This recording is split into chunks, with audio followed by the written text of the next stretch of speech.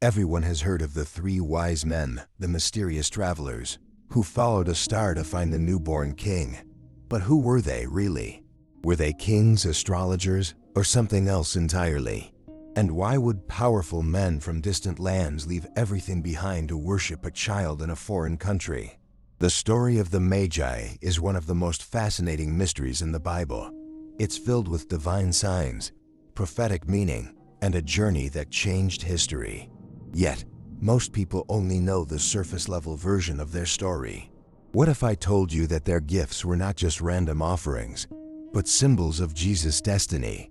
That the star they followed may have been more than just an astronomical event, and that their arrival set off a chain of events that would threaten the life of the Messiah himself? In this study, we're going deep into the hidden truth behind the journey of the wise men. We'll explore their origins, the meaning of their gifts, their encounter with King Herod, and the divine protection that ensured Jesus' survival. What you're about to discover will change the way you see this part of the Nativity story forever. But before we begin, let me ask you something. Are you subscribed to this channel? Many people watch our videos but never subscribe, and by doing so, they miss out on powerful biblical teachings that could strengthen their faith. So take a moment, hit that subscribe button, and turn on notifications so you don't miss any of our future lessons. Now let's dive in. The journey of the wise men is filled with mysteries waiting to be uncovered. For centuries, the story of the three wise men has been retold in nativity scenes, Christmas plays, and songs. But how much do we really know about these mysterious figures who traveled across the ancient world to honor the newborn king? Were they kings, scholars, or something else entirely? Their journey is filled with mystery, and the Bible gives us only a glimpse of who they truly were. The Gospel of Matthew is the only biblical account that mentions these men, referring to them as Magi, Matthew 2:1. The term Magi comes from the Greek word magoi, which was used to describe priests, astrologers, and wise men from the East, likely from Persia, Babylon, or Arabia. These were men of high status, possibly royal advisors, known for their knowledge of astronomy, prophecy, and the interpretation of signs. Contrary to the common depiction of three kings, the Bible does not specify their number, only that they brought three gifts: gold, frankincense, and myrrh. The assumption of three wise men comes from the number of gifts, but there could have been more. Many scholars believe these Magi were influenced by the teachings of the prophet Daniel, who centuries earlier had served in Babylon and Persia, Daniel 2:48. His writings spoke of a coming Messiah, and his influence may have led later generations of Magi to study the Hebrew prophecies. One key prophecy that could have guided them is found in Numbers 24:17. A star shall come out of Jacob. A scepter shall rise out of Israel. If these men had been waiting for a sign, the appearance of an unusual star in the sky would have been enough to set them on their journey.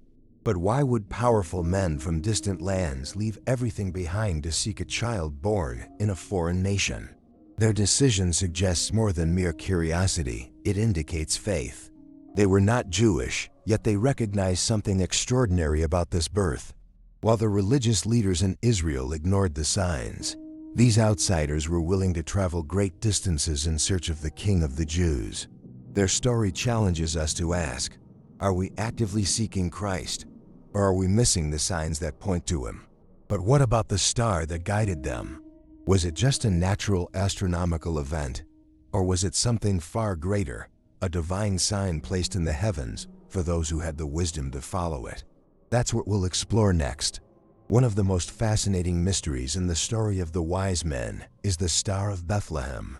What kind of star could appear in the sky and compel highly respected scholars to embark on a long, treacherous journey? Was it a natural astronomical event, or was it a direct manifestation of God's power? Understanding the nature of this star reveals deeper truths about divine guidance and God's ability to lead those who seek him. The Gospel of Matthew tells us that the Magi saw the star when it rose and followed it to find the newborn king, Matthew 2:2. Throughout history, many have speculated about what this star could have been. Some believe it was a rare planetary alignment, perhaps a conjunction of Jupiter and Saturn, which astronomers say occurred around 07 BC. Others suggest it was a supernova or even a comet, like Halley's Comet, which passed close to Earth in 12 BC. However, while these theories attempt to explain the star scientifically, they fail to account for a crucial detail. The star moved in a way that led the Magi precisely to Jesus. This movement suggests something more than just a regular celestial event. In Matthew 2-9, the star is described as stopping over the place where the child was. This implies intentional direction, unlike any natural star or planet. Some scholars believe this could have been the Shekinah glory, the visible manifestation of God's presence, similar to the pillar of fire that guided the Israelites in the desert, Exodus 13:21-22. If this were the case, then the star was not merely an astronomical event, but a supernatural sign, placed in the heavens to direct those who had the wisdom to follow it. The significance of the star goes beyond just guiding the Magi. It fulfilled prophecy. Numbers 24:17 foretold, "A star shall come out of Jacob, and a scepter shall rise out of Israel." This prophecy connected the coming of the Messiah with a heavenly sign, making it clear that Jesus' birth was not just an ordinary event, but a fulfillment of God's divine plan. But the star wasn't the only factor in the wise men's journey.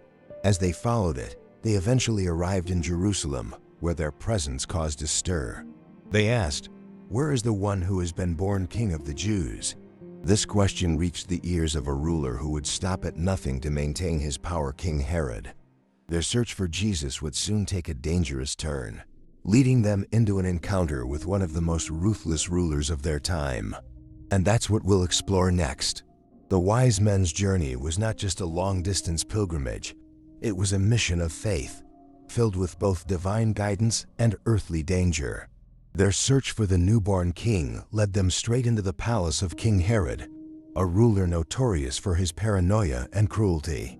What they thought would be a moment of joyful inquiry soon became a dangerous confrontation with a man determined to eliminate any threat to his throne.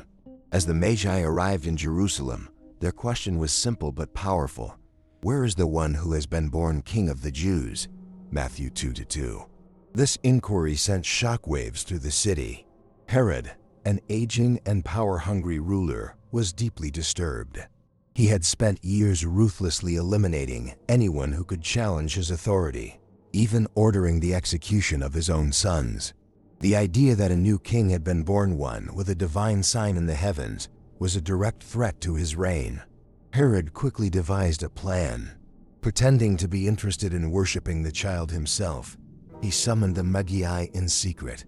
He asked them exactly when the star had appeared and instructed them to find the child, saying, "As soon as you find him, report to me, so that I too may go and worship him." Matthew 2-8. But this was nothing more than a deception. Herod had no intention of bowing before the newborn king. He intended to destroy him. The Magi, unaware of Herod's evil intentions, continued their journey as the star guided them directly to where Jesus was.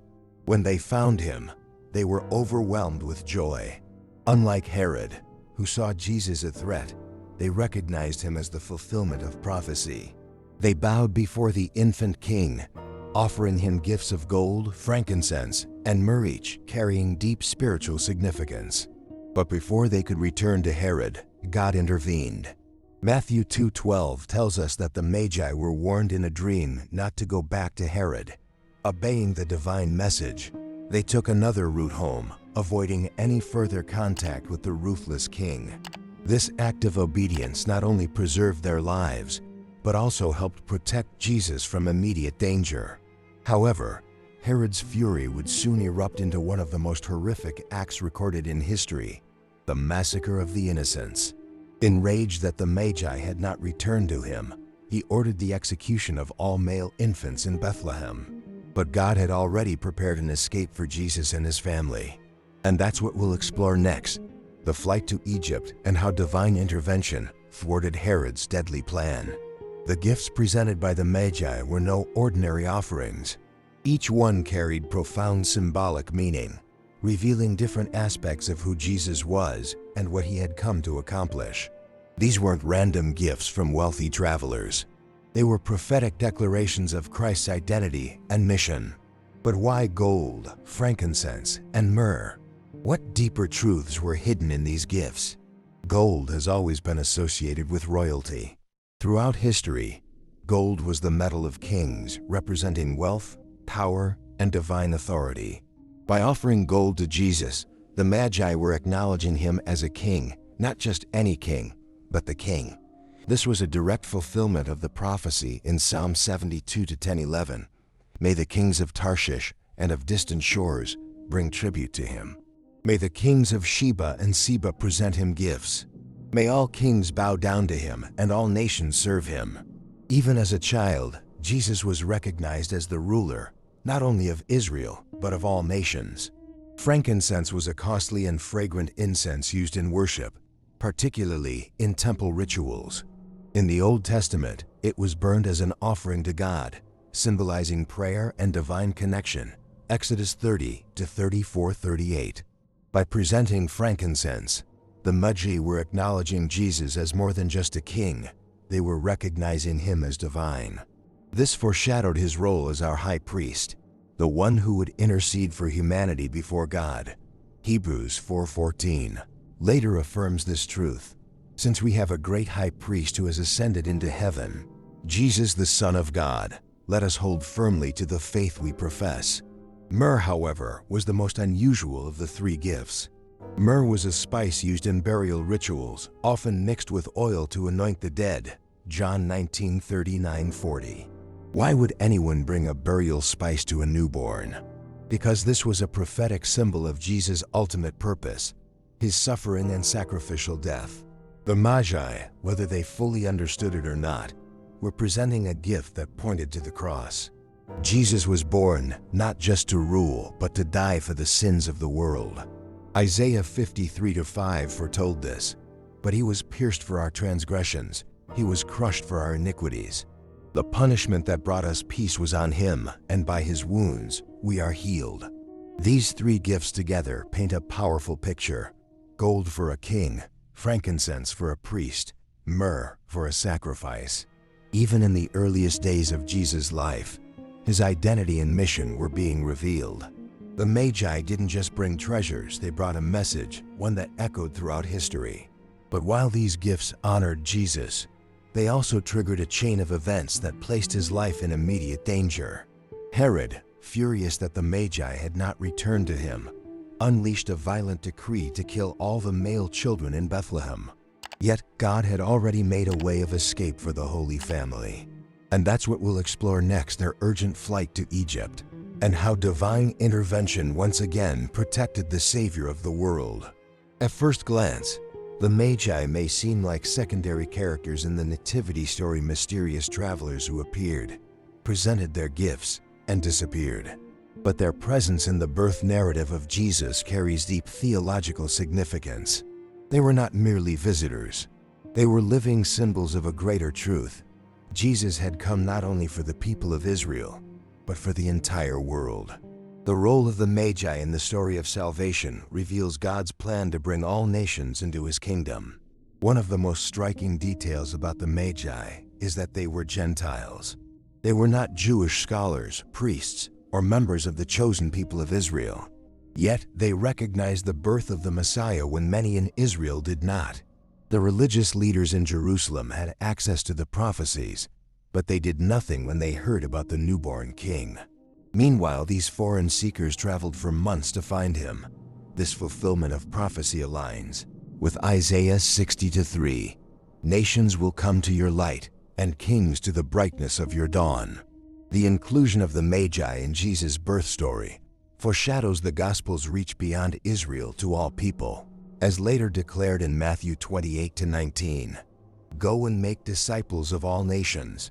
Their journey also teaches a powerful lesson about faith. The Magi set out on their quest purely based on a celestial sign and ancient prophecy. They had no guarantee of what they would find, only faith that the star meant something significant. Their willingness to seek Jesus at great personal cost reflects what Hebrews 11:6 tells us. Without faith, it is impossible to please God, because anyone who comes to him must believe that he exists and that he rewards those who earnestly seek him. The Magi sought, and they found. They knocked, and the door was opened to them. Their act of worship further cements their place in the story of salvation. The Bible says that when they saw the child, they bowed down and worshiped him, Matthew 2:11. They didn't just acknowledge him as a king, they recognized him as divine. This was not just respect, it was reverence. Long before the disciples fully understood who Jesus was, these foreign seekers saw him for what he truly was, the King of Kings. But their role in the story also brought unintended consequences. Their arrival in Jerusalem alerted Herod to the existence of Jesus, setting off a chain reaction of events that would soon place the child's life in danger. Yet, just as God led the Magi to Jesus, he also provided a way of escape for him. That's what we'll explore next, the Holy Family's flight to Egypt and how God's divine protection ensured that his plan for salvation would not be stopped. The Magi's visit to Jesus was a moment of worship and divine revelation, but it also triggered one of the most tragic events in biblical history, the massacre of the innocent children of Bethlehem. Herod, a king known for his paranoia and brutality, was determined to eliminate any threat to his throne. The Magi had unknowingly alerted him to the birth of a new king, and when they failed to return to him, his rage erupted into an act of unspeakable cruelty. Yet, even in the midst of this darkness, God was already working to protect his son and fulfill prophecy. After the Magi left, Joseph was warned in a dream, "Get up, take the child and his mother, and escape to Egypt. Stay there until I tell you, for Herod is going to search for the child to kill him." Matthew 2:13. Without hesitation, Joseph obeyed. That very night, he took Mary and Jesus and fled to Egypt, beginning a journey that would not only save Jesus' life, but also fulfill an ancient prophecy. "Out of Egypt I called my son," Hosea 11:1. What had once been a place of oppression for the Israelites now became a refuge for the Messiah. Herod, furious that the Magi had deceived him, unleashed his vengeance upon Bethlehem. Matthew 2:16 records one of the most horrific acts of tyranny. He gave orders to kill all the boys in Bethlehem and its vicinity who were 2 years old and under. His attempt to eliminate Jesus only mirrored what had been done centuries earlier when Pharaoh ordered the killing of Hebrew infants, Exodus 1:22. But just as Moses was preserved to become Israel's deliverer, so too was Jesus, the ultimate redeemer, saved from destruction. This event fulfilled yet another prophecy. A voice is heard in Ramah, weeping and great mourning, Rachel weeping for her children and refusing to be comforted, because they are no more. Jeremiah 31:15. The tragedy of Herod's massacre serves as a reminder that whenever God's kingdom advances, darkness fights back.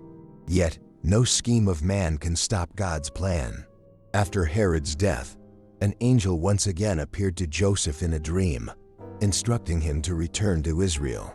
However, because Herod's son was ruling in Judea, Joseph took his family to Nazareth, fulfilling another prophecy that Jesus would be called a Nazarene, Matthew 2:23. Every step of Jesus' early life was marked by divine direction, ensuring that nothing, not even the wrath of an earthly king, could prevent God's plan of salvation. The flight to Egypt was not just about escaping danger. It was a foreshadowing of Jesus' mission. Just as Israel had been led out of Egypt to enter the promised land, Jesus would later lead humanity out of the bondage of sin into the promise of eternal life.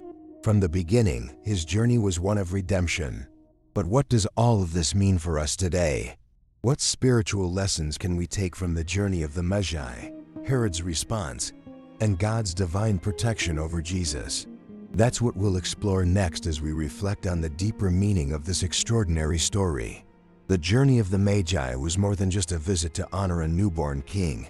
It was a divine appointment that carried profound spiritual meaning.